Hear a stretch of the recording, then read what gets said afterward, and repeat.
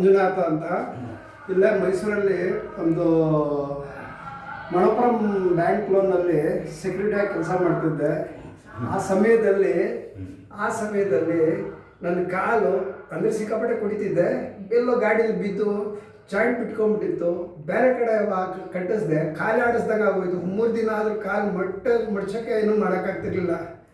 ಸಾಹೇಬರು ಅವರು ಶೆಡ್ಕರ್ಗೆ ಲೋನ್ ಅಂದರೆ ಅವರು ಲೋನ್ ತೊಗೊಳ್ಳೋ ಅಂತಾರಲ್ಲ, ಶೆಡ್ಕರ್ಗೆ ಲೋನ್ ಕೊಡ್ಸೋಣ ಅಂತ ಬಂದವರು ನನ್ನ ನೋಡ್ಬಿಟ್ಟು ಕರೆದ್ಬಿಟ್ಟು ಏನಿದು ಅಂತ ಹೇಳ್ಬಿಟ್ಟು ಅಡ್ರೆಸ್ ಕೊಟ್ಟಿರಲಿಲ್ಲ ಬಾ ಅಂತ.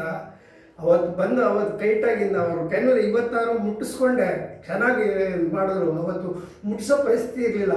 ಒಂದು ಸಣ್ಣದು ಆಯಿಲ್ ಕೊಟ್ಬಿಟ್ಟು ಒಂದು ಬ್ಯಾಂಡೇಜ್ ಕೊಟ್ಬಿಟ್ಟು ಇದ್ರ ಮೇಲೆ ಆಗ್ತಾ ಇರೋ ಮಗ ಒಂದೇ ಒಂದು ಎಕ್ಸಸೈಸ್ ಹೇಳ್ಕೊಟ್ರು. ಒಂದೇ ದಿವಸಕ್ಕೆ ರೆಡಿ ಆದೆ ಅಂದರೆ ಅವತ್ತಿಂದ ಇವತ್ತುವರೆಗೂ ಸುಮಾರು ಅದನ್ನು 4 ವರ್ಷ ಆಗಿದೆ.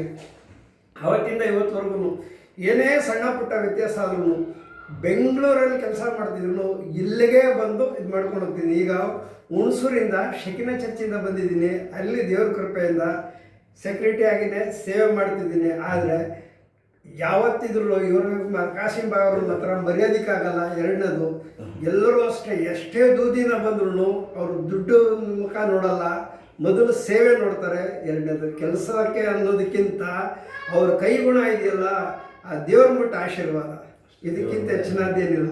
ನಮಸ್ತೆ. ಎಲ್ಲಿ ಹೇಳಿ ಹೇಳಿ ಸರ್, ದೇವ್ರ ಭಾಷೆಗೆ ನಿಂತ್ಕೊಳ್ಳಿ, ನಿಧಾನಕ್ಕೆ ಕೂತ್ಕೊಳ್ಳಿ ದೇವ್ರ ಸುತ್ತಕೊಂಡು ಒಂದ್ಸತಿ ಏನಾಗಿಲ್ಲ, ಹೊಡೆಯಲು ಬಯಸ್ಕೆ ದೇವ್ರು ಒಳ್ಳೇದು ಮಾಡ್ತಾನೆ. ಶಾಬಾಷ್.